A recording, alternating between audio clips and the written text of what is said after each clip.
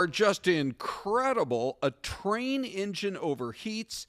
The next thing you know, it catches fire. And this is in Flagstaff, not way out of town, but right in the city with apartment buildings and businesses nearby. And in a matter of minutes, smoke was pouring out of the engine. So they had to make sure this fire was out fast. We've got that story coming up regarding what happened next, and they think they know the cause of the fire as well. So that's all coming up. But first, we have the latest on the growing worries over the Greer Fire. And this, as the worries really do grow, the direction of the flames is the direction of the winds, and that is toward the east. And that means a lot of worry in places like Eager and Springerville as well. So we are going to first thank you for starting your 10 o'clock hour with Fox 10 Talks. You can watch us on YouTube. You just type in Fox 10 Talks. And you can join the YouTube chat. We always love hearing from some of our brand new viewers. Be sure to jump in and join the conversation. Friendliest conversation around, that's for sure.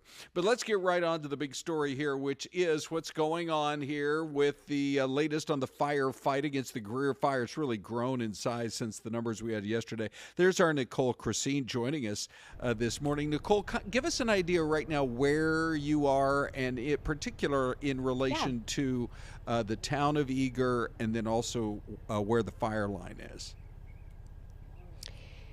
So good morning, Ron. Thanks for having me. And here's what I can tell you about where we're at. We are actually at the southwest evacuation zone right before the go status. So the area that you see behind me, which also we'll talk about this, but that smoke is really significant behind me. But the area back there, that's under a go status. So right here, I'm going to have Laura kind of switch the camera around for us. You can see where this road is closed along here. We're at River Road and what's called Central Avenue, but it's near 260. And you can see kind of the road blockade that is there, and you can see that there are some people who are leaving the area, but they're really not trying to get anybody to come back this way. So let's focus back in over here on where you can see that fire billowing up and you can see the smoke. The good news is that the winds are not going to be as significant today as they were the last couple of days. Yesterday they weren't quite as bad as Tuesday and Wednesday, and then today I think they're going to be similar to yesterday, so not quite as bad. But the bad thing about that is that the smoke is kind of settling in and the air quality isn't great. So, you know, there's not a lot of great news here other than the fact that we do know that we have a lot of firefighters out there on their fourth day of firefight working around the clock, and they are determined to get some containment on this. You mentioned, though, that fire really wanting to burn in the northeast direction, and that is heading more toward the southern part of Eager. And so that's the concern right now is, will any of the set status locations end up in go status today? All right. I'm going to share some of the pictures, Nicole, from that area. You know, we've been doing our best to just kind of cover it. But have they been able to kind of reveal their plans for you today, talking about the specifics on how they're going to go after this fire, particularly since they're finally getting a little bit of a break from Mother Nature? Yeah, so the main focus is going to be in that eastern and northeastern area. They said that it's kind of around that heel of the fire is where they really want to hone in. The good news is that they made a lot of progress on the southwest area of the fire by Greer. So that's where some of those original evacuations were made, and they have been able to make some good progress there. The fire really is primarily moving in the northeast direction, or that's where mostly east, a little bit northeast is where it's wanting to go. So they're going to be hitting that really hard. They're going to have a dozer line. They're going to have some more aerial attack today thanks to the winds being a little lower than they were the last couple of days. But as we look ahead to this weekend, there's a lot of concern about the critical winds that are supposed to be coming through again, maybe gusts of 40 to 50 miles per hour. I'm sure Crystal's going to give some insight to that as well. I know she was all morning on AZAM, but that is what the concern is if today the progress isn't able to be made in a significant enough way to that northeast area, this weekend those winds are really going to pick up. Hey, Nicole, it's Anita. So we were talking earlier when you had the press conference, we were listening in on air on Fox 10, those large air tankers, and they were talking about potentially getting those up today while those winds allowed for it. Did they give any specifics as to what time, and this fire is so large, what area they're going to focus on? Are they going to try to hit the whole thing? So they didn't really give a time, and we haven't honestly seen any. And I'll be honest with you, I don't know if we would be able to see them super clearly with some of the smoke coverage that we're seeing. I don't believe there are any up in the air at this point. And it does seem like that's something that they hit a little later in the day sometimes. But I do think that again, that northeast area, the heel of the fire over there, is going to be the main focus for them. Of course, they don't want to let any of the borders of the fire get out of control, but that northeast area is a big concern. And last night during this community meeting that they had, they were describing the fact that when you look east at the topography, there are a couple of canyons that they're hoping could slow the spread, but it isn't great when you look east in terms of there's a lot of fuel over there for this fire, and there's a lot of natural land that we could see go up. And that's a concern for people around here. It's not just their homes, it's not just, their livestock that they're worried about. They're worried about the natural forest, because this is an area that loves its environment. People were asking us last night about certain campgrounds. Have you heard anything about this campground? We're worried about the elk. We're worried about the deer. So it's endearing to see people be concerned about the natural environment around them just as much as their homes. But that is the area that it's heading toward, is some of those campgrounds, some of those areas that could be a point of concern later this weekend. Nicole, we are getting questions in the chat. This one's coming in from John Craig, who says, so how much damage has been done in the town of Greer specifically? Do you have that information? You may have already gone through it. I'm also joining a little bit late. Yeah. So he was asking specifically about Greer, is that correct? Yes, correct. Uh-huh.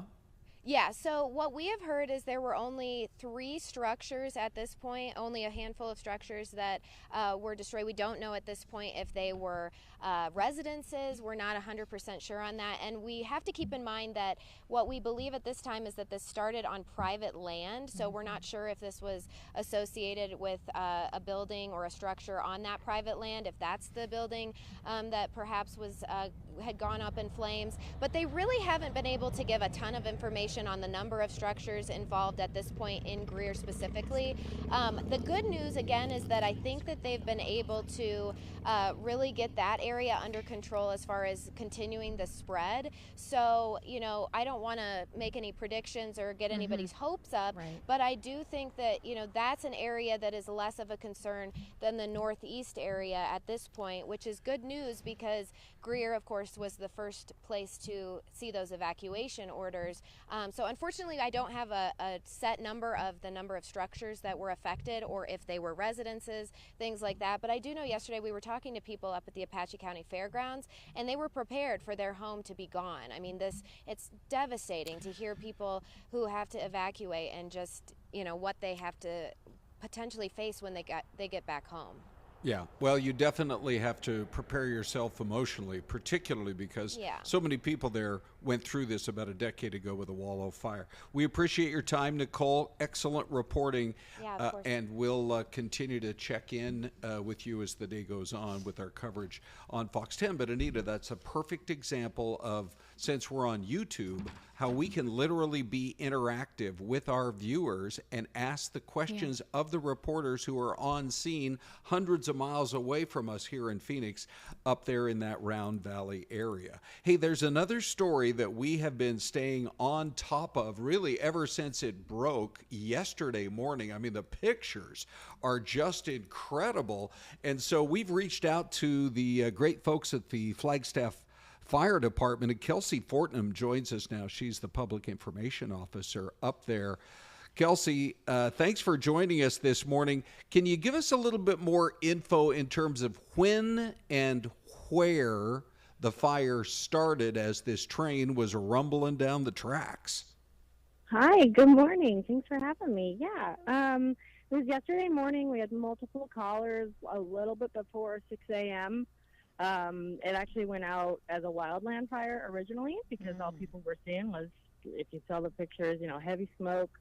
People were claiming flames, and it was kind of out on the west side of Flagstaff where wildland can absolutely happen, has happened. So we responded with originally 6 engines were toned out until we were able to isolate the incident and recognize that it was just coming from the train, and it did not extend to the forest, which was good.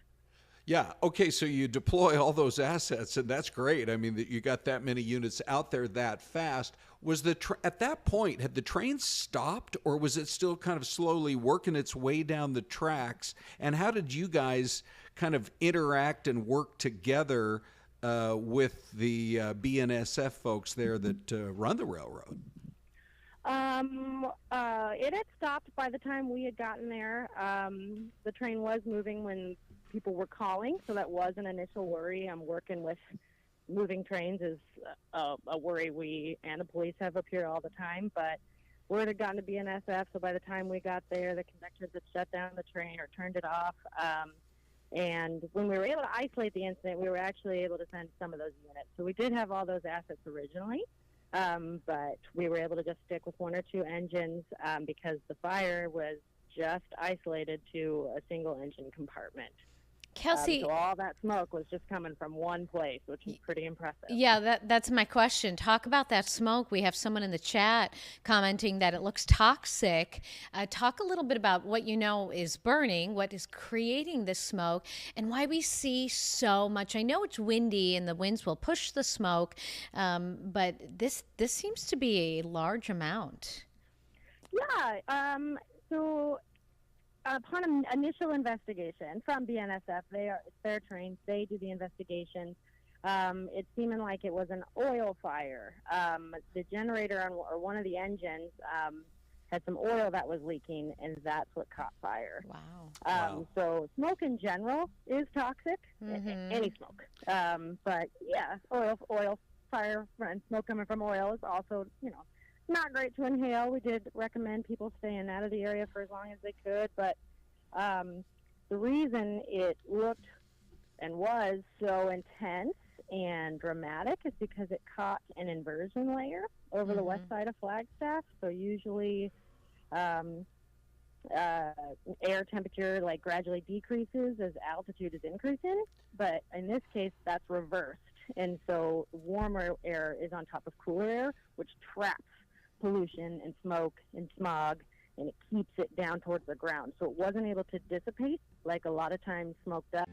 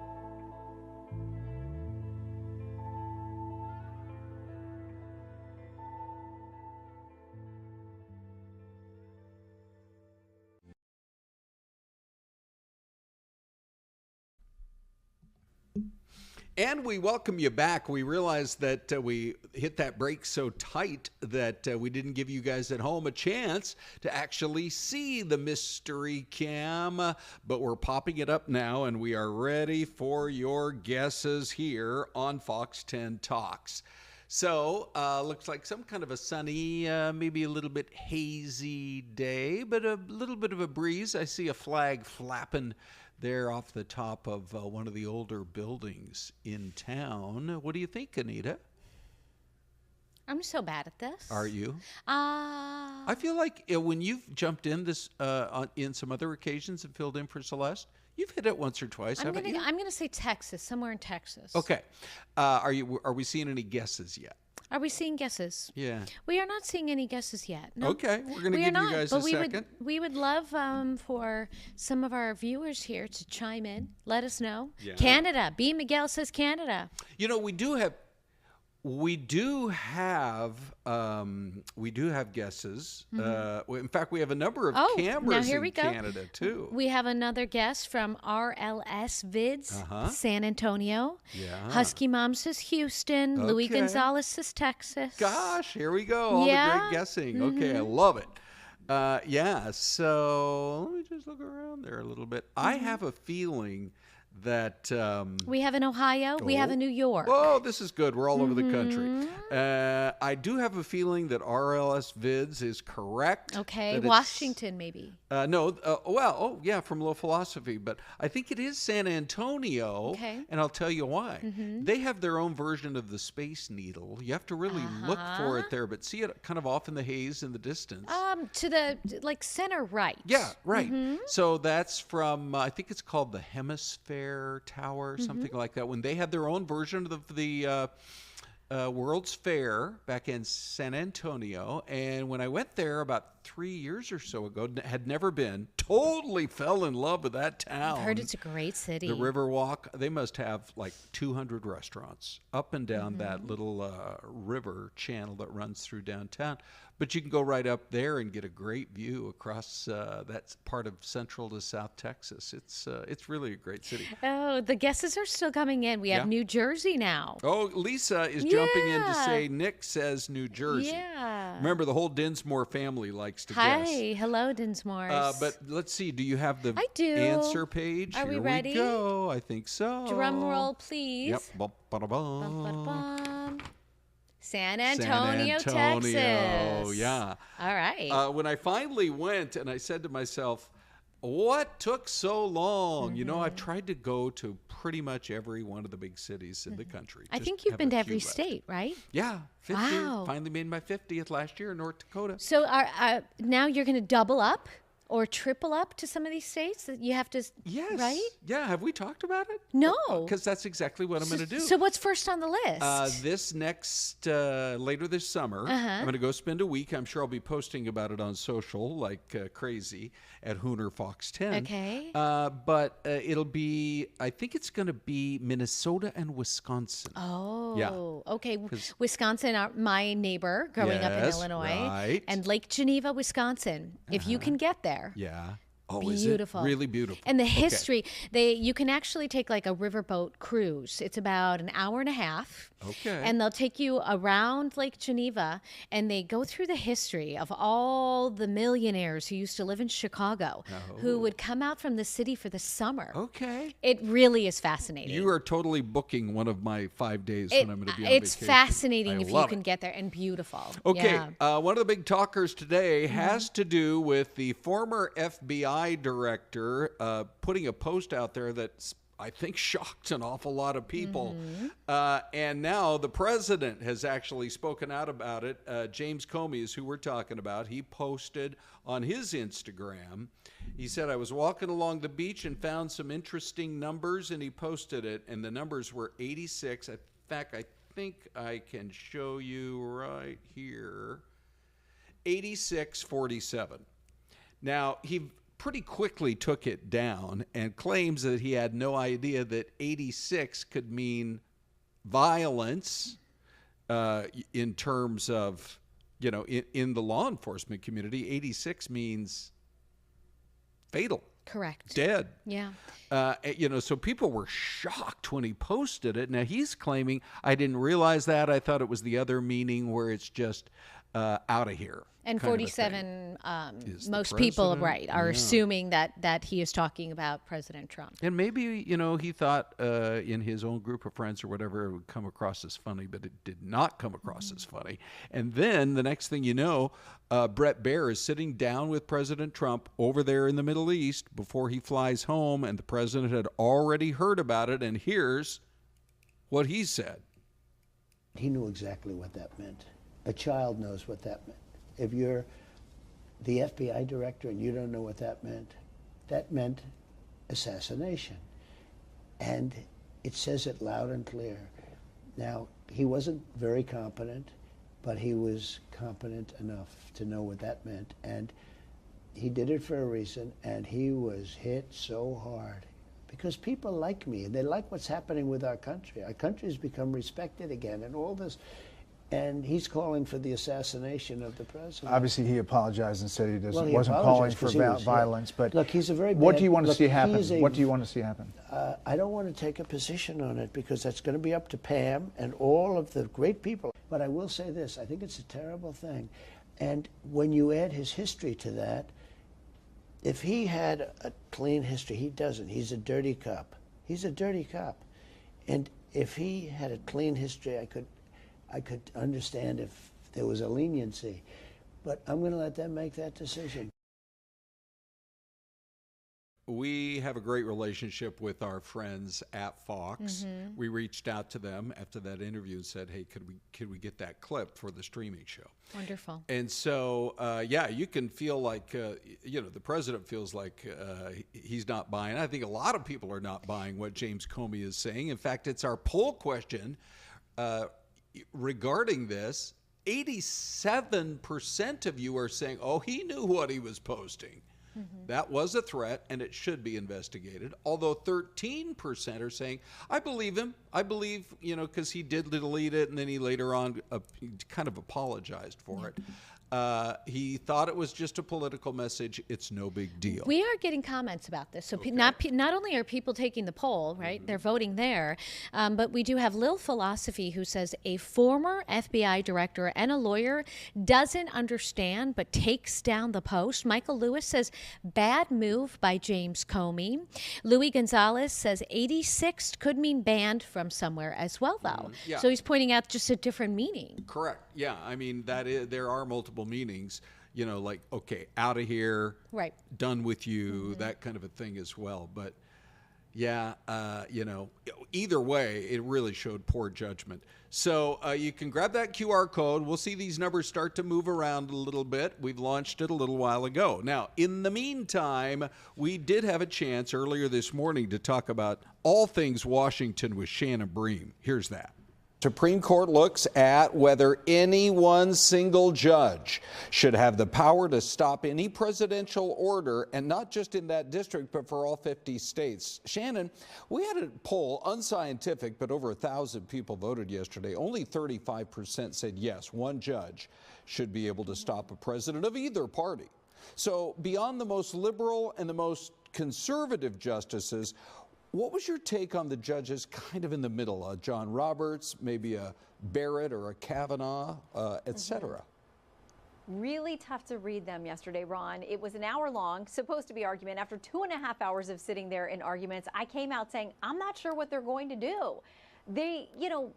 Many of these justices, including Justice Kagan, have had negative things to say about these nationwide injunctions in the past, that they encourage forum shopping. If you don't like a Trump policy, you go find a federal judge, potentially in San Francisco, who shuts down the thing for the entire country. But they also had to do this in the context of that birthright citizenship executive order. And they couldn't avoid talking about the practicalities of what happens if you lift that nationwide injunction. It means different decisions in different states and regions. So does a baby born to parents in the U.S. illegally in New Jersey get citizenship, but one in Texas doesn't? The justices really seem to be struggling with this. And I think you're right to look at Justices Barrett, Gorsuch, and Roberts as probably the critical swing votes on whatever comes together. Now, if they do rule for the Trump administration, and maybe not so much on birthright, but on the power of a single judge, would it be that a judge could still issue an injunction, but it would be restricted to that part of the country? Or, Shannon, would there be a change where, say, a 3-judge panel or even the larger 11-judge panel would have to rule? And then what would happen to all the president's orders that have been stymied? Exactly. Okay, great questions. I think they're going to try to narrow this. Now, if they decide to lift these nationwide injunctions, I think they could do any number of those things. They could say a judge in a district, there are some 700 of them, of these judges out there, they can only give an injunction for the parties before them, actual plaintiffs to the case, or an injunction that's only good for the geographic region they actually cover. You know, there's a lot of conversation yesterday about class actions. It's hard to get certification of a class action. It takes, you know, some doing, and it takes some time, and it's not a guarantee. But the question was, okay, why not let people certify a class and then let things proceed and let them get their relief that way? So the justices, you know, seem to be flirting with a lot of different possible solutions, but didn't seem united on any one yesterday. All right. Well, the president's had a big week. I'm sure you're going to focus somewhat on that on your show on Sunday as he returns to the USA. What else are you covering? Who else do you have on the show? So we will talk about the Middle East trip, because even some of his critics here in Washington are saying, okay, impressive. He got some things done, some big economic deals, brokered some other conversations that were important. But we've got Senator Tim Kaine with us, a frequent critic of the president. Will he give him any credit on that point? We've also got the House Ways and Means Chair Jason Smith with us, because this big, beautiful bill is about to hit a concrete wall. If they do not work out the internal problems within the GOP, are they any closer? He can give us the very latest on Sunday. Yeah, Shannon and the panel, the guests, you really learn a lot in an hour. We always watch out here Sunday morning at 8 on Fox 10. Shannon, thanks. Thanks, Ron. And by the way, there is a little update on that regard. They had a House committee vote that just happened a little while ago. And it did not get through the committee. It did not? It was a shocker. Wow. You know, you've got the guy who's kind of standing his ground, a guy named Chip Roy, a Texas congressman, who says we've got to do something more to bring in the spending. So now things are kind of at a standstill. We'll see how it plays out. Anita, Lisa Dinsmore says, are we going to get the Dave cam or not? There we go. Ladies and gentlemen, let's get the Dave camera, please. Yeah, well, as a matter of fact, we're going to it right after the break. Okay. Oh, hold on. I mean, he's there. He's ready. He's ready. The fan club is... Don't make people wait. They are settling in, but we got a break coming up in about 10 seconds. We will check in with Dave on some of your comments on the poll question regarding this post by the former FBI director. And the new FBI director just made a major announcement about 2 hours ago regarding the headquarters. That's next.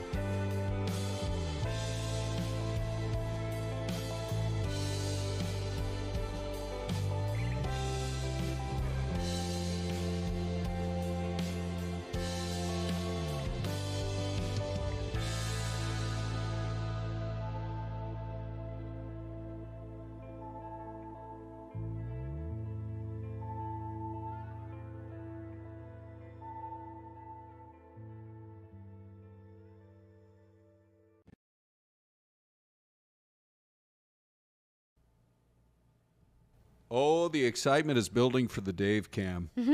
I mean, here's Michael Lewis saying, "What's up, Dave? We're going to be checking in." And Frankie D is like, "Ladies and gentlemen, it's Dave time." Okay, so, yeah, we're going to do that in, let's see, about 90 seconds. But we did want to share with you the story that just was announced this morning. Here we were talking about James Comey and his decision-making on what he posts. Now we hear from the current FBI director, Kash Patel. There had been some talk about doing it, but he actually announced this morning they're going to ditch the headquarters there in downtown Washington. I've driven, or probably driven and walked past that building. It's an old kind of a 70s style building. The Hoover building. Yeah, I think we might actually have, there's Kash Patel when he was being sworn in by Pam Bondi. But it's interesting because he says, the FBI is leaving the Hoover building because this building is unsafe for our workforce. We want the American men and women to know if you're going to come to work at the premier law enforcement agency in the world, we're going to give you a building that's commensurate with that, and that is not this place. Wow. So, yeah, it was 1975 when they built it. He also made the point, and this was something he had talked about even, beforehand, that he said, a third of all FBI employees work in Washington, D.C. Yeah, he said about 1,500 employees will be transferred to locations all around the country. Yes. So question is, if everyone is not in the same location, how will that workflow go? Yeah. Well, he says what he's going to do is boost, all the current FBI offices. I think every single state has an FBI outpost. And so, he'll send them, maybe they'll get a chance to kind of return back to their home part of the country. Who knows? But he says, this is the point he's making. A third of all of our employees work in Washington. A third of the nation's crime does not happen in Washington, D.C. Look, they got a crime rate, right? Yeah. But he's like, no, we're going to get our agents out across the country and put them out there to investigate the crimes that are happening there. A lot of people, I think, thought it had become too political anyway. And so this way, whether it's more related to border issues, then you go to Texas or Arizona or New Mexico or California. If it's related to organized crime, maybe you put them in some of the nation's biggest cities, that kind of a thing. Now, people won't be losing their jobs that we know of. They're just moving. Correct. But I'm curious as to what, if any, what the reaction would be, if there will be any backlash. Because, when they were closing and moving some of the other departments, people were not very happy about that. No, yeah, that's for sure. I mean, and then, it went to the extremes with some of the protest against DOJ and some of the actions that were taken. There's been some talk for a long time that the overall size of the government had grown too big. But boy, it just shows you when you do try to cut it back, oh man, you get a strong reaction. Well, let's check in, everybody. Here he is. I almost feel like he needs his own soundtrack of the crowd cheering him on. We call it the Dave We'll Cam. offer the applause. Yeah. So, Dave, you're checking comments this morning. What are you seeing? Yeah, so we've got more than 40 comments on this poll question. A lot of attention coming in. Ocean Girl 505 says the former director of the FBI knows what 86 means. Robert Cummings 1096 says, don't play stupid, Comey. You were the head of the FBI. And Turner G on the other side says 86 is short for bar, eject, or reject. It does not mean unalive. If he had used 187, then it would be a different issue because that is slang for homicide. So really interesting chat, guys. Keep commenting and keep being involved. Yeah. Are you, anybody else just commenting on how happy they are that you're up and talking to the audience today on the Dave Cam? We see some of that as well, Dave, or what? I love it. I appreciate the fans. It's fun to be here, fun to be a part of the show. I think we're going to start a Dave fan club. Friday Dave fan club. Yeah. I'll just warn you now, Dave, when it comes to that kind of a thing, when they start talking about the dance club, that's when you want to make your move toward the exit, which is right over there. At least that's my go-to move, that's for sure. All right, Dave, thank you. And we move on now to talk just a little bit about the crazy weather in some parts of the country. Just one more check of the poll question. It has moved just a little bit now, but still running more than 80-20. Most people are not believing what he posted and saying, no, don't buy it. You knew what you were posting, and that's why it's rented the way it is. You can grab the QR code. It'll help you vote there. Now, Anita, let's talk about, and I specifically want to talk to you about this. Okay. Delighted that you're able to come in and visit with us today. We're going to the upper Midwest, not too far from where you were raised. As a matter of fact, this is Wisconsin. And they did have a tornado alert. Multiple tornadoes hit yesterday in St. Croix County, which is out there pretty close to the Wisconsin-Minneapolis state line. Mm-hmm. And it does show, I mean, that is a clearly defined twister. And from what I understand, there were a number that did touch down yesterday. Massive twister. Yeah. And, this is so typical of that spring, because technically we're still in spring. We're not in summer yet. Mm-hmm. That spring Midwest weather. We took a live shot of the bean in downtown Chicago during the newscast. Oh, yeah. And it was beautiful and sunny. And I bet, just a couple hours after that storm blew through, that's exactly what you found, right? The calm after the storm. These tornadoes, this is what I grew up with. When I was in school, in elementary school, I remember practicing tornado drills. We would have to go out into the hallway and crouch down on the floor with our head against the wall, the big concrete walls, and cover our heads like this in case a tornado came. Ooh. And then there were times where we would have to go under our desk, and we would practice these often, especially in that tornado weather. I don't know if any of our viewers grew up in that Midwest area, if they have family there. I would love to hear from them to see if they experienced this, right? Share your stories, because as a kid, I mean, I know we have different types of drills now, but that's what we did. We had to go out into that hallway and be ready for the tornadoes because they often hit in those afternoon hours. But, I remember a couple of incidences. There was one where I was home.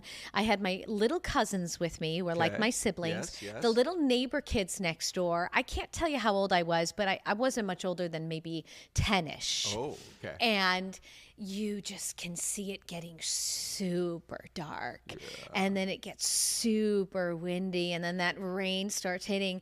And, oftentimes, just like here, you're going to hear an alert over the television. We didn't have cell phones back then. Right. But if you're listening to the radio or the TV, you're going to hear that beep. Yeah. You had to run down to the basement, and you really don't know how long to stay. Gosh, yeah. So it's interesting because my wife, our whole family is from the Northwest up in Washington, but her dad was a Boeing engineer who worked on the moonshot program, helping Boeing build the Saturn V rockets at the Redstone Arsenal in Huntsville, Alabama. So they lived in a little town called Decatur, Alabama, and they had some such intense, you have to worry about both hurricanes and tornadoes up there. But she said it stays with you your whole life. It does. I mean, don't forget. What was she, 7 or 8 years old? But it just happened the way that old house was built was her bedroom actually kind of stuck out from it stuck out toward like the church parking lot, the house almost backed like a up little to wing. Correct. Unprotected. And she was certain there was going to be a tornado come through and just rip that bedroom off. We're getting some comments. Frankie D says, yikes, tornadoes. I would love to see one live. Okay, from a distance. From a distance, I would hope. But Michael Lewis says, Frankie D, I thought so too until I moved to Tulsa. So scary. They're terrifying. Oh, yeah. And it's not just the wind. That's and it's Tornado not the rain. Alley, but Oklahoma. You're hearing it too. It just, it's almost this high-pitched roar. Yeah. Sherry Nevada Pup says California did earthquake drills, so very similar to what I was talking about with the tornado drill as well. And those are scary. Frankie D says, Michael, I will take your word. Husky Mom says tornadoes scare me. Yeah. We had a really massive tornado in the Springfield, Illinois area when I worked there. And it was on a Sunday night.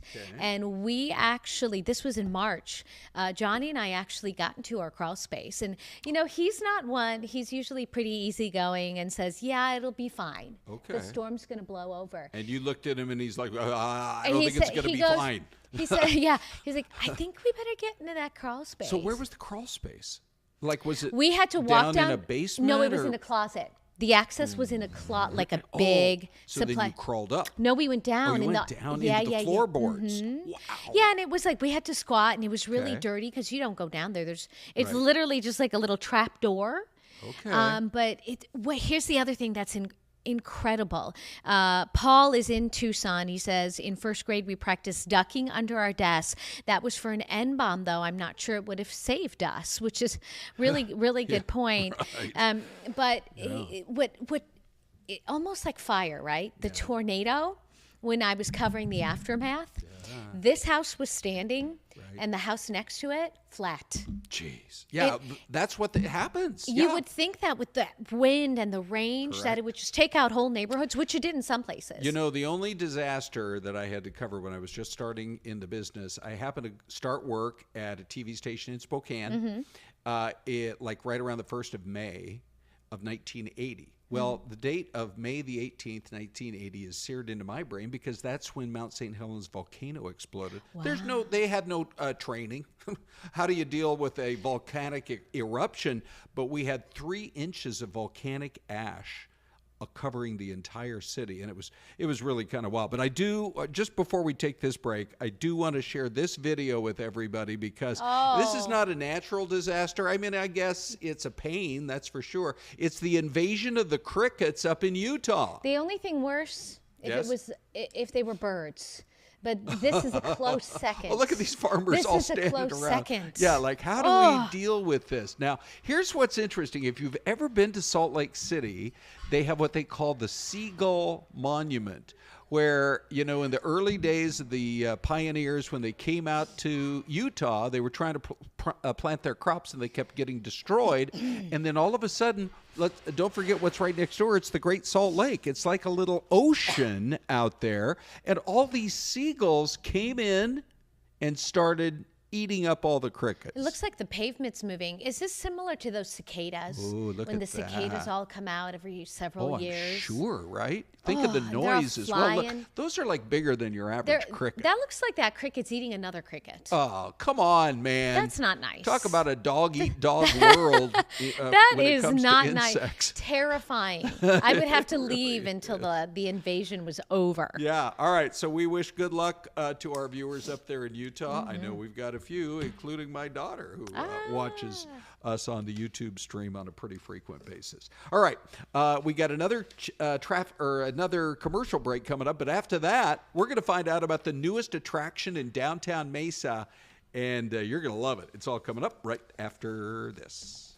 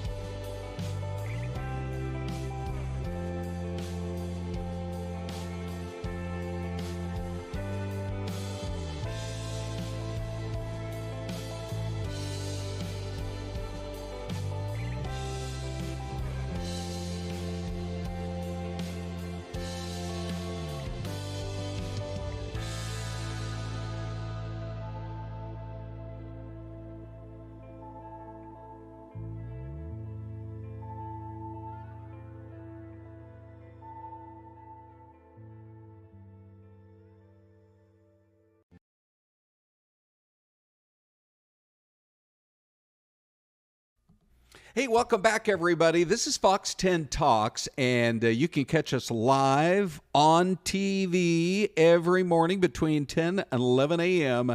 That's on Fox 10 Extra, what we used to call Channel 45. But, of course, we have a worldwide audience checking in on our YouTube stream.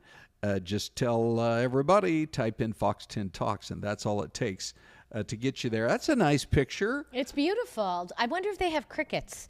Do they have a cricket invasion?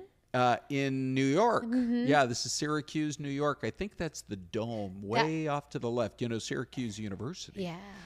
Sometimes a pretty good football team anyway.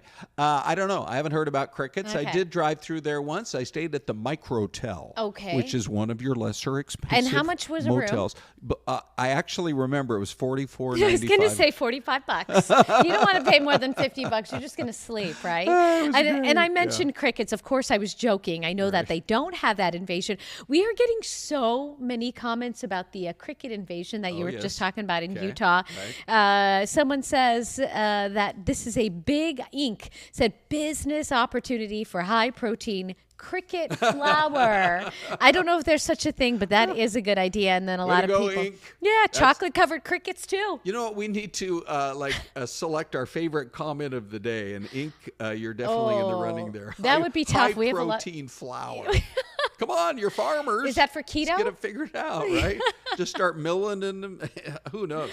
Oh, no. Yeah. Well, anyway, okay, that's great. Keep the comments coming, and we are going to talk now about, I live in Mesa. Yes, sir. I've lived out there for more than 40 years. And funny story. The previous mayor, now it's Mark Freeman, but the previous mayor, John Giles, he was here in the studio once, and I said, hey, John, I moved. Yeah. And he said, you can't move. That's the whole reason we call it Hoonerville. Yes. Right? And I said, don't worry. I moved 25 minutes away, and I'm still in Mesa. Mesa is big and growing. Humongous, and right? there's so much happening in Mesa. Yeah. And something new that we want to tell you all about. In fact, that's exactly why we asked Nathan to join us today. Hello, Nathan. This is Nathan Johnson, everybody. Hello. He's with Watson's Flowers. Tell us about the unveiling of the neon garden last night. So pretty. Yeah, it was great. Went really, really well. It was so exciting to see the neon back up and fully lit. It was fantastic. The colors were great. It was so dark outside. They turned those lights on, and it was so bright. It was just great. There's our big neon sign there, Watson's Flowers. Very neat. We're going to talk about that side. I have to say that I used to work in Las Vegas, so we had a big neon, like a graveyard, a museum. Oh. And you could go tour. You could still go tour it. Right. Was it like in a warehouse kind of thing? No, it was just outside in this yard. Very in a yard, wow. Yeah, very similar to this, Nathan. And they would, all the old signs from all the old hotels and the different casinos would be out there, and they'd be lit up. And this is what it reminds me of. So tell us about that iconic sign that you guys have in the neon garden. Well, the Main Street, our flower shop was on Main Street for over 90 years. And so Main Street was the highway back in the day that you drove through to get from the East Valley down to Phoenix or to go to the West Valley because it was the US 60. And so there were neon signs all up and down the street. There are still some on the Main Street today, but our sign blew over in a microburst in 2014, and we donated it to the Mesa Preservation Foundation because they came to us and said, hey, we're going to do this neon garden thing. We're going to get these signs set up. And I said, that's a great solution because we didn't have anything to do with it after that. We weren't going to be able to put it back up. So tell us a little bit more about just the whole concept of the neon garden. Are they going to light these things up every night now, 7 nights a week in downtown Mesa? So and tell us where. That's what they told me. Yeah, they said they're going to have them on every evening from dusk until 10 p.m. And then where is it, Nathan? I'm sure people are watching. They're like, okay, I've been to downtown once or twice, but where can they find it? So this is on the corner of Pepper and McDonald. Right, so it's a half a block north of Main Street, right off of McDonald. So it's right in downtown. It's right behind the Post, which is the original post office in the city of Mesa, and they've got this courtyard in the back with the neon garden. And so you can also reserve the post for events, for weddings, for corporate events and things like that. And so you can reserve this space as well, but it's going to be all lit up every night and open to the public unless it's reserved for activity. So, Nick, you're in good company because you have that really beautiful diving woman sign. Yep. Husky Mom says she always likes seeing that nostalgic diving woman sign. Which I think is the original is still up, right, at the Starlight Motel downtown? That's down on correct. Main Street? Starlight Motel is at Lindsay in Maine, and the original blew over in a storm in 2010, I believe it was.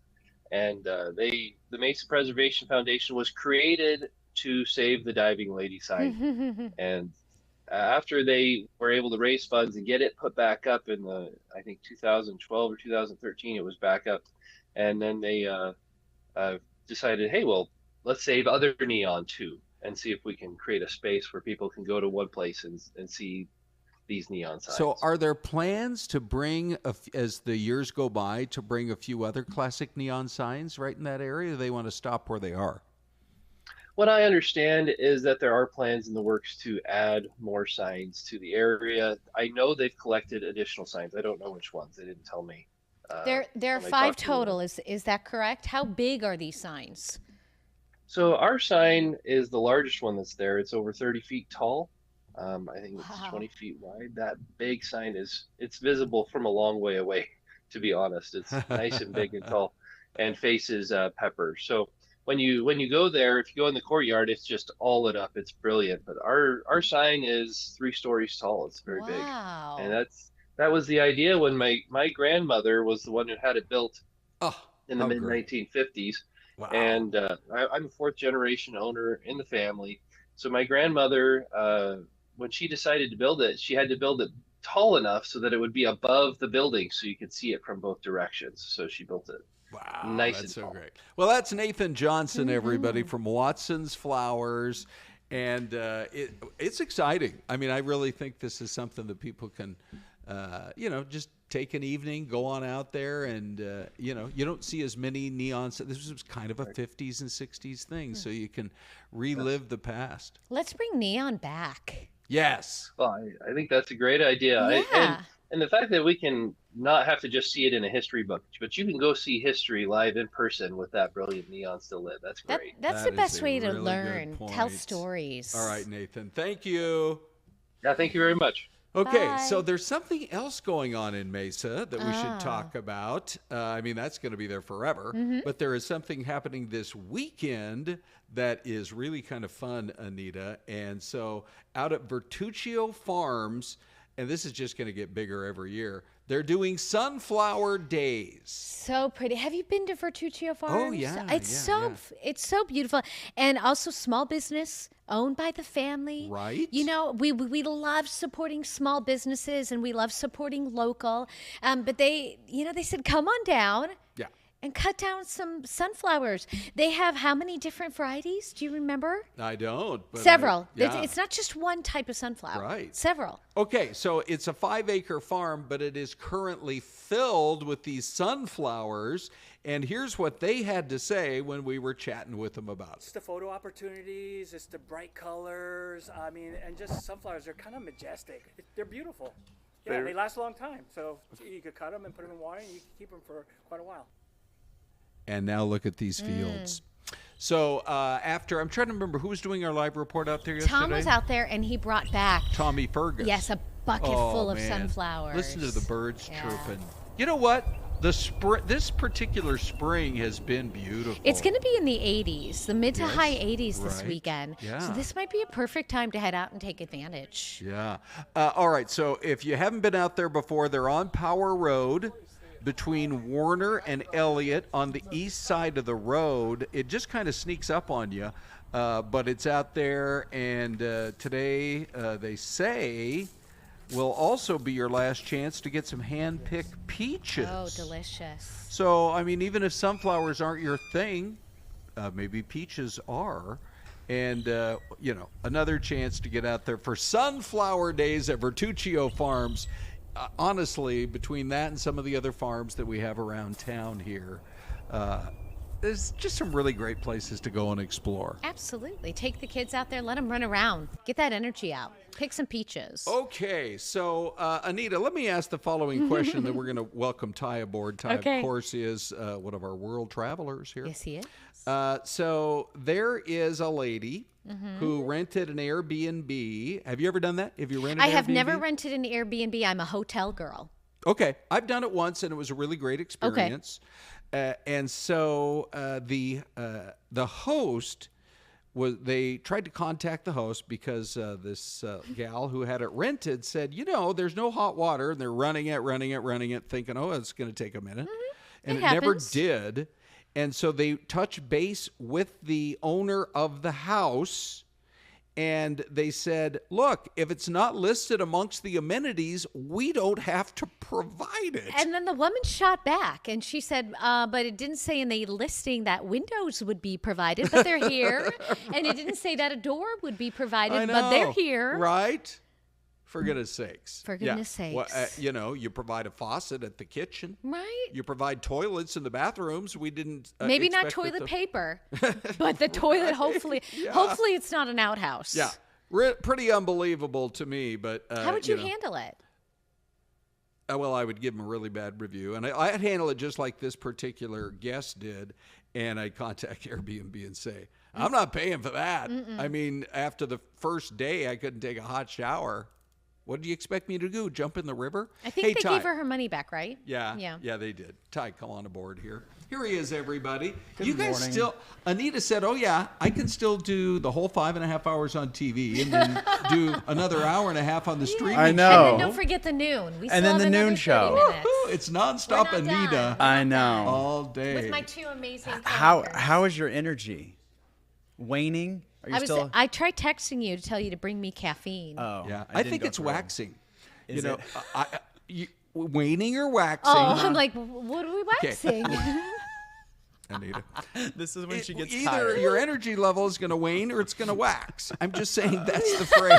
That's just the I've phrase. never heard that phrase. Waning or waxing? I've really? heard waning. Okay. But I've well, never heard has waxing. to be what goes up must come down. So waxing is going up. You think my energy's going up? Yes. Yes, we're I'm waxing. feeding off of you guys. So what are you There we guys go. doing next half hour on YouTube? Yeah, we got a lot going on actually. So we've pulled out some fun talkers. So we're gonna have our executive producer Melanie Dudley joining us. Oh, You've nice. probably seen her before. She's always a lot of yes. fun. Yeah. We call her the boss lady. Yeah. on this She show. is Yeah, our she the is. our She is the what boss. didn't you get her a mug that said Boss Babe? I did when she was promoted. Nice. I bought her a little. Yeah. Well, she'd be counting us down right now, saying you got 5 seconds Yep. left.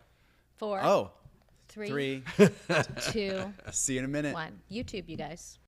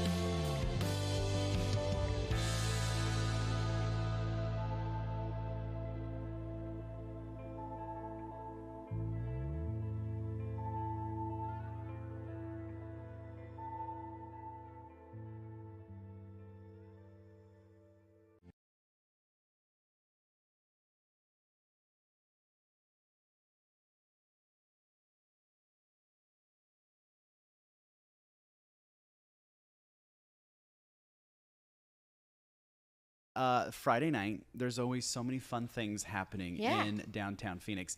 First of all, we want to introduce our guests here this morning. We have Kevin Brown, and it's Rihanna, correct? Yes, Rihanna correct. Deal. Thank you guys so much for coming in. You guys know one of our producers, Michael Edgecombe. Yes. We call him kind of the mayor of downtown Phoenix. He is the most socialist butterfly I have ever met, social butterfly I've ever met. He is always doing something, always hanging out. And he's got a lot of friends. And so he's like, you have to get my 2 friends on to talk about what they're doing in downtown Phoenix, because you guys have kind of started something called Goth Night, correct? Well, Yeah, it's 6 Feet Under presents Goth Night. Okay. What's 6 Feet Under? Is that your production company? Yeah, it's a production How'd you company. get started in that? Many years ago. It's been a long time. So So I tell us- started out doing everything in the 80s, and then it's just led up till So tell us what it's all about and why you kind of wanted to start this here in Phoenix. Well, the goth culture community has always been really, really good here in Phoenix. Why do you think that is? I really don't know. Maybe because it's close proximity to LA. Okay. And they have such a great scene, and it goes back and forth. For our viewers, because we have a live audience who's watching and Okay. chatting, if they have any questions, send those our way. We want to share them. But goth is what exactly? It's a culture, Yeah. really. Yeah, it's a lifestyle Okay. more than anything. So talk us through it. For people who don't know what it's about, what's part of the lifestyle? What's part of this culture? We're all familiar with black. I like to wear black too. Yeah. But we have piercings, we have darker hair, and it's a look you're going for as well. Yeah, It's dark fun. aesthetic, Yeah. I guess you could say. Yeah. But it's connected to everything. Yeah, fashion, music, music. yeah, The music. art. Yeah. So it's kind of just like a scene, a kind of a whole kind of movement. Yes, absolutely. So you guys kind of started this here in downtown Phoenix. What has been kind of the reaction? And when did Kevin, when did you kind of start this here? Well, I started doing it back in 2003, actually. It was a night called Transylvania. Oh, fun. That Steven, the club owner, did way back in the day. And I was there for the first year, and then I took a residency in Germany.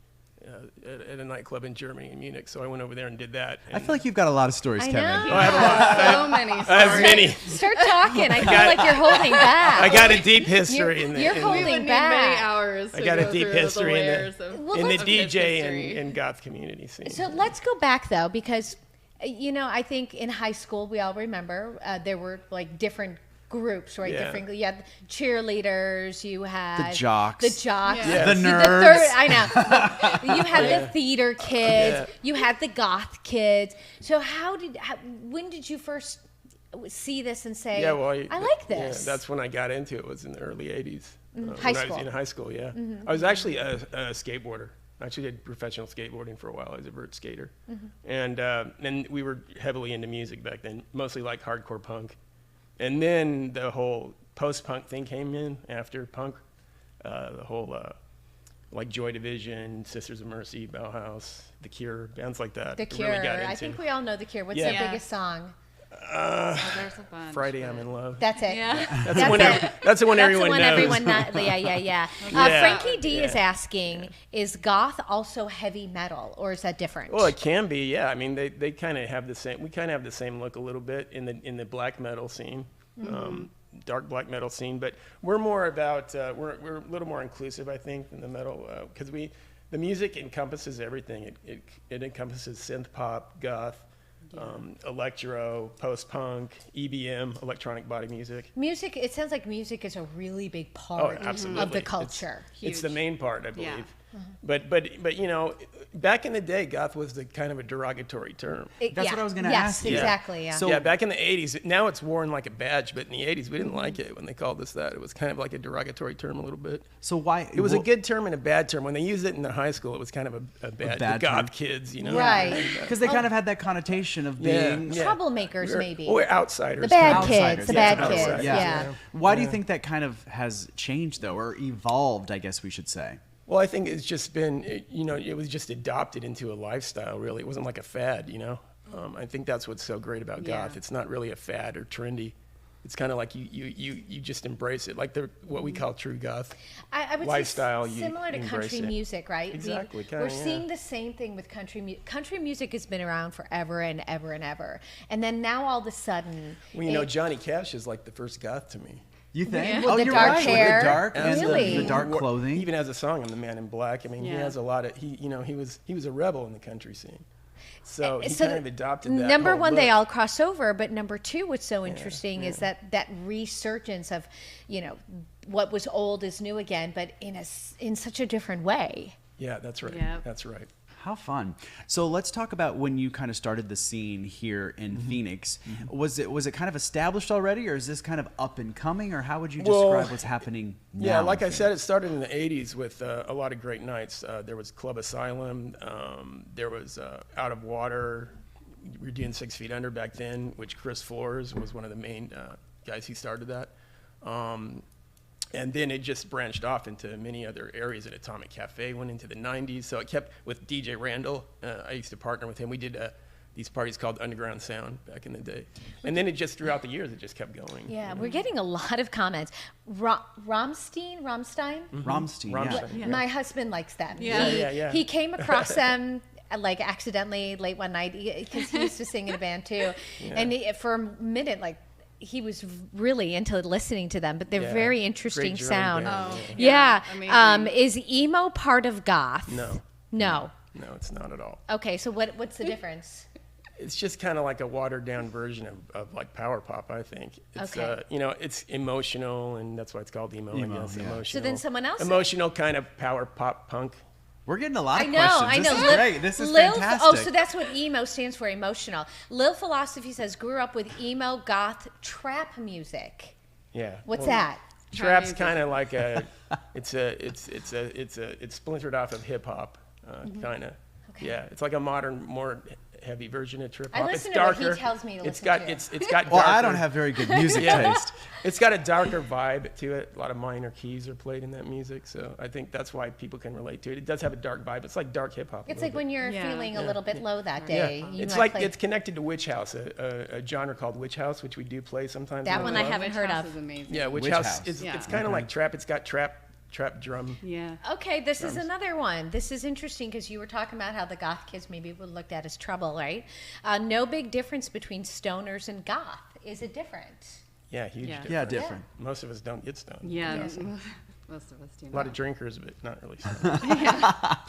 Look at this. We've got a lot of I questions. This is know. fantastic, you guys. Well, thanks for coming in. Yeah. Let's talk about this, because I want to get back to kind of when you started here, because you're not. Are you originally from the Phoenix area? Well, I was born in Denver, Colorado, but Okay. my parents moved to LA when I was 3. Okay. So I grew up in California and here back and forth. My dad was a fashion buyer. Oh, wow. For the He's fashion got lots industry. of stories, doesn't he? Yeah. Oh my gosh. So we would move back and you. forth. So I grew up here and in California. Lived all over California. All right. So then, kind of the goth scene has kind of been here in Phoenix, but do you need to kind of like know where to look to find it? Yeah, I mean we're pretty hidden. We're at Club Palazzo, which is Where's off that? Central Avenue. Okay. And it's just the original owner Stephen who built it. First it was called the World. It was a techno club back in the 90s, and then and I actually played there too. But then Club Downtown's right next to it, which used to be called Crowbar, which was a gay bar back in the day as well, like an underground gay bar. When you say you're pretty hidden, what does that mean? Well, we're on that block there where Like there's physically 3 pretty or 4 hidden. different clubs. Yeah. Yeah. Sometimes it's hard to find the club Okay. because there are several in that little tight area, but. Yeah, and Club Downtown has Latin nights, so they're really busy Yeah. too. So we're like in between In the there. middle, But it's a beautiful kind club. of. We're in It's Palazzo gorgeous. Ballroom, and it's gorgeous. Stephen built it out that way. It's very goth aesthetic. There's statues all over. It's got It a big looks really vampy. In the hanging video, chandelier. you can see A it. big Oh yeah, let's play the crystal video. Yeah, we do chandelier have that's- nice that's videos. hanging. So this So- is from one of your. so oops, if- that's not it. That's definitely not That's it. not goth.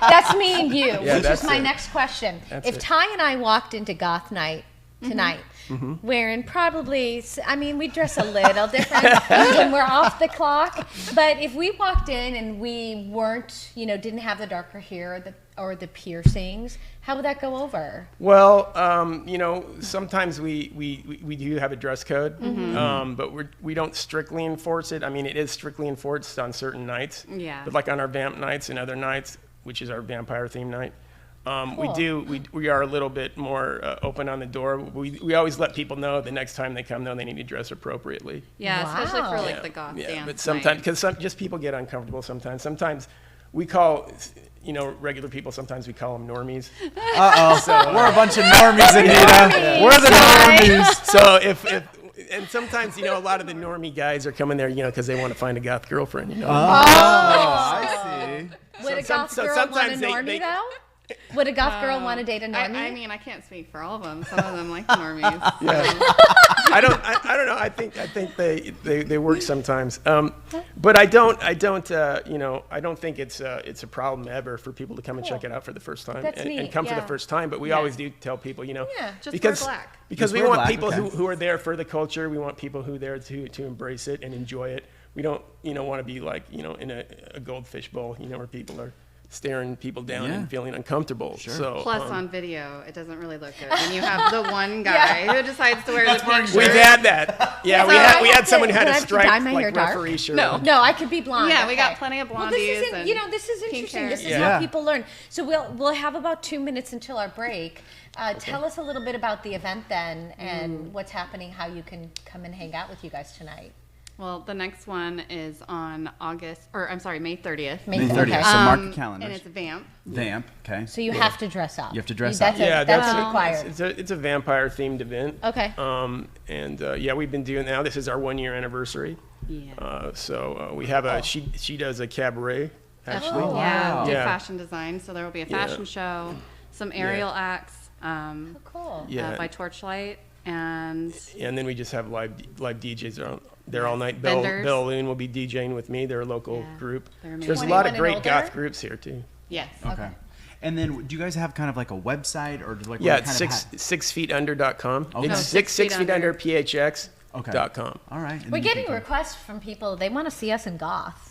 Oh yeah. So maybe you guys come back one day. Yes, I would love that. I love that. You guys- transformation. Maybe one day you come back and we do a little We transform transformation. you But guys. remember, Yeah. we do have to anchor the noon show after this. So we have to be able to quickly transform back to normies. Yes. Back Okay. to- Yeah. Back to normies. normies. Yeah, back Yes, to normal. that would be amazing. Yeah. I think that's a But great we're challenge. we're every second Friday of the month on our Okay. regular goth night, and then we do special events. One's called French Kiss, one called Vamp, and then we have our 4-year anniversary coming up on June 27th. Cool. How do people find you? Is there a website? Yeah, we got the Instagram? website, and they've already put it in the chat there too. Yep, and on the website there are links to the socials and everything. Yeah, and we have a really great gothic community here in town. Yes, A lot of great they're bands. amazing. Frankie D Bell- is asking if I pass since I'm in black. No. You're in No. blue. It's a little navy. Technically navy. We can see it. You know. I we have, will this tell you, if I could wear black every day, I would. But I would probably get comments from people saying I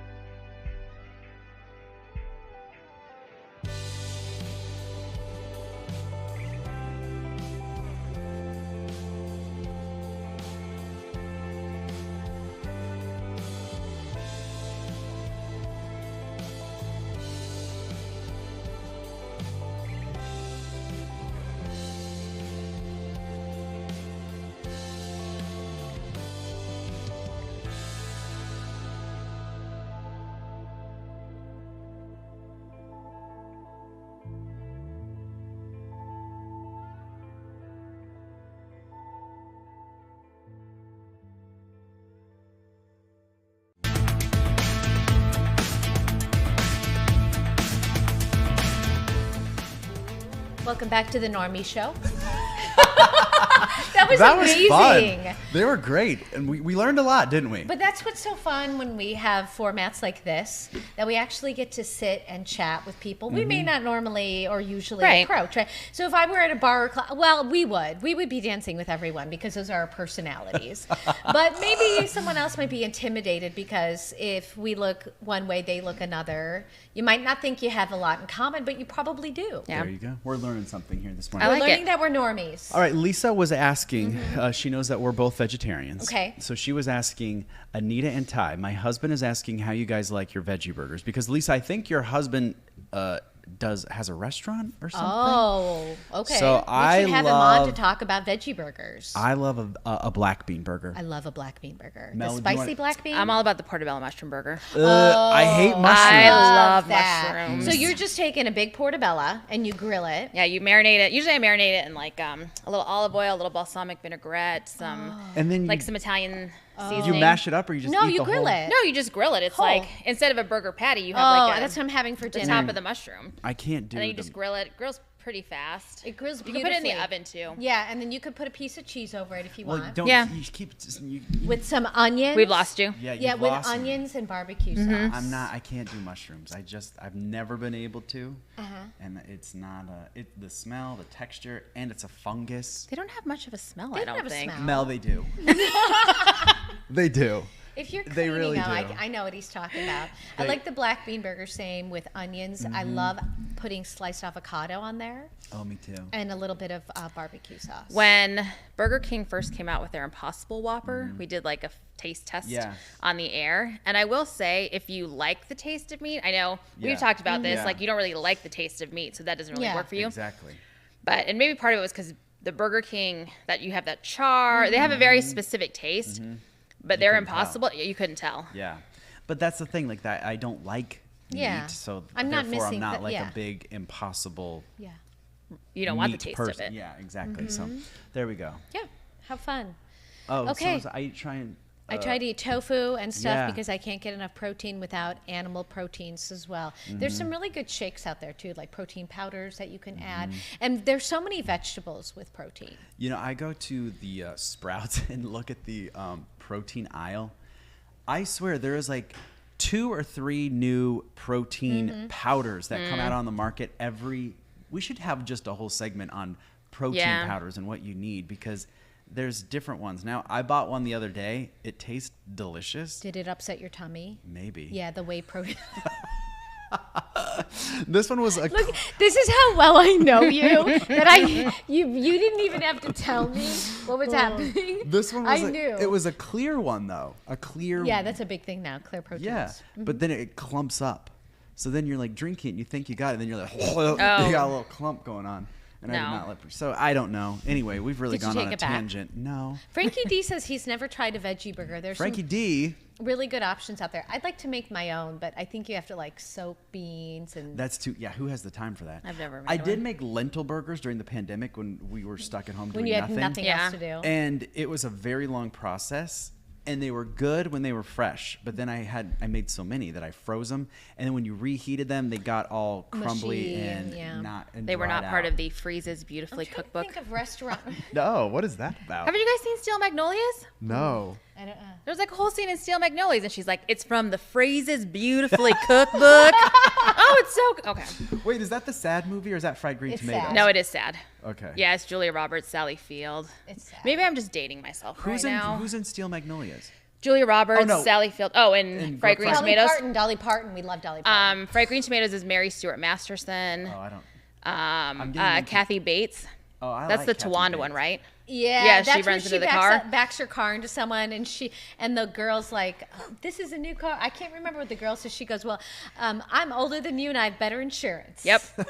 I think she said, "I'm fast." Face it, lady, I'm faster and younger. Yeah, because she took her spot, so she just kind of went, "Bloop," too bad, and hit her. Yeah. And she goes, "Face it, girl, I'm older and have better insurance."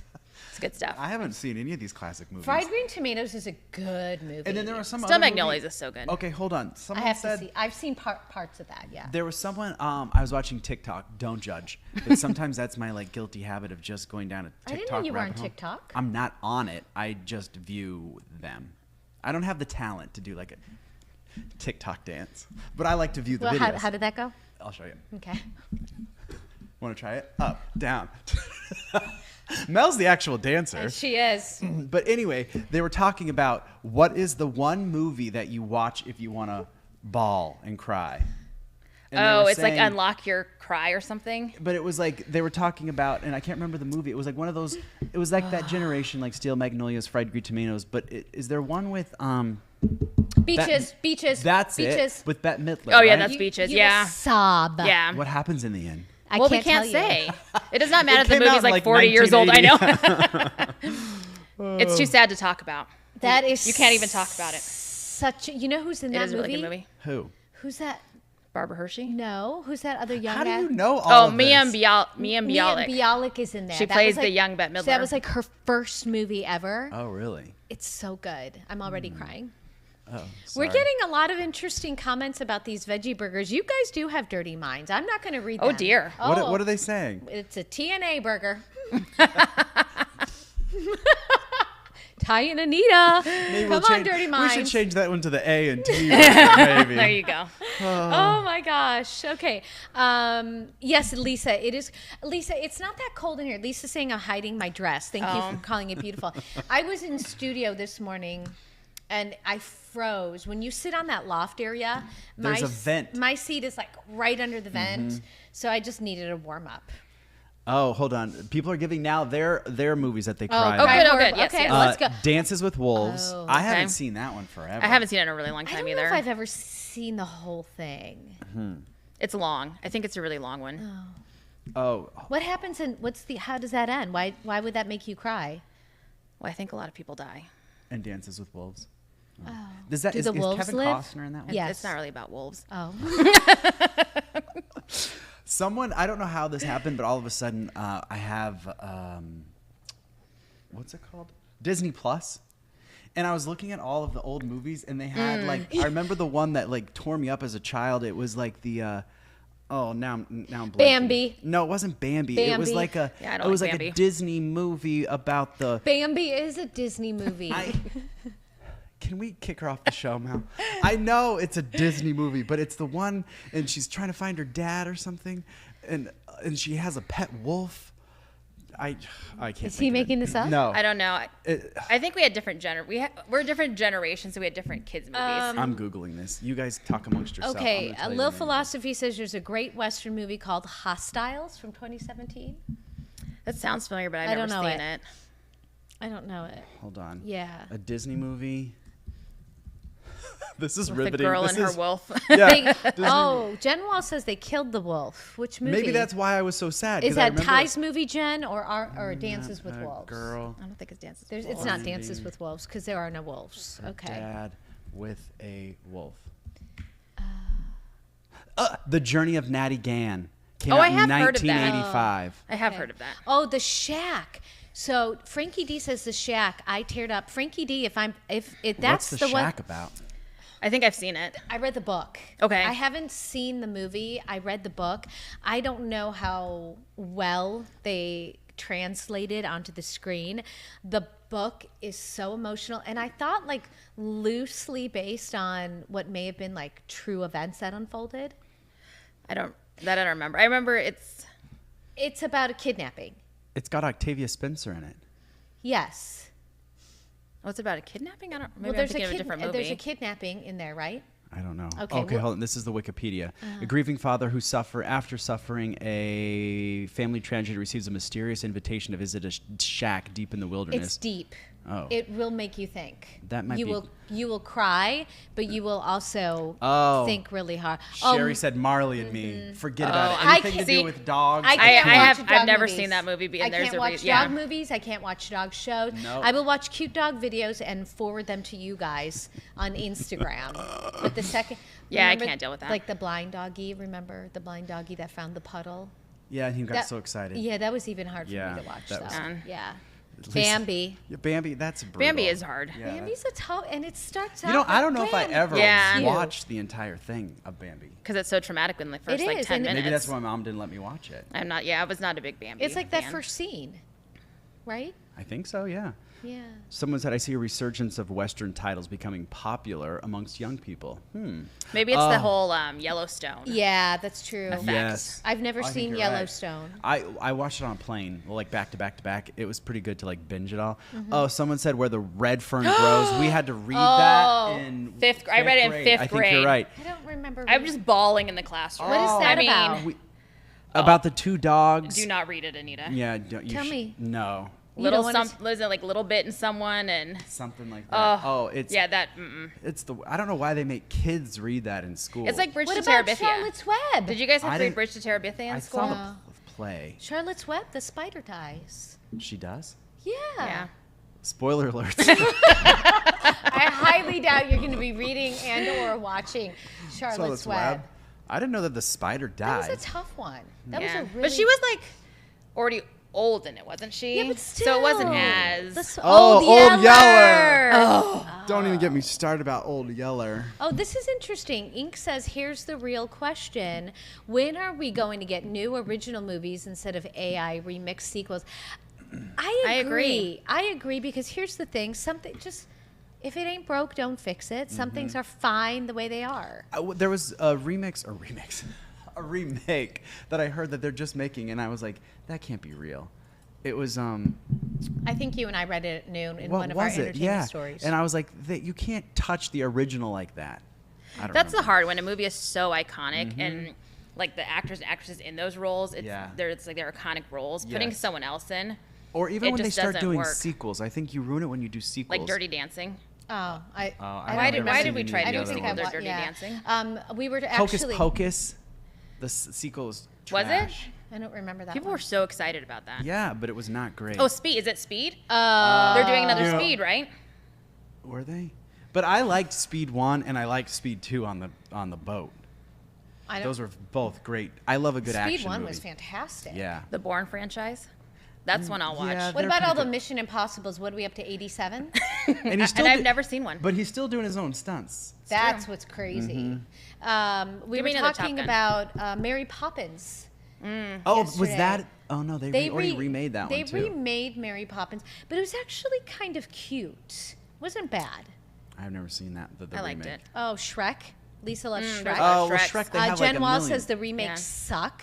Oh. In capital letters, all Wow. capital letters. You guys were like 20 seconds Oh, okay. away, Oh. and we got to none of our talkers. Same What do for. we got? Well, same You for want to come another back day. Monday? What are we doing Monday? Do you remember? Oh, we're planting stuff because it's Plant Something Day. Oh, fun. So well, we have. we'll see if you.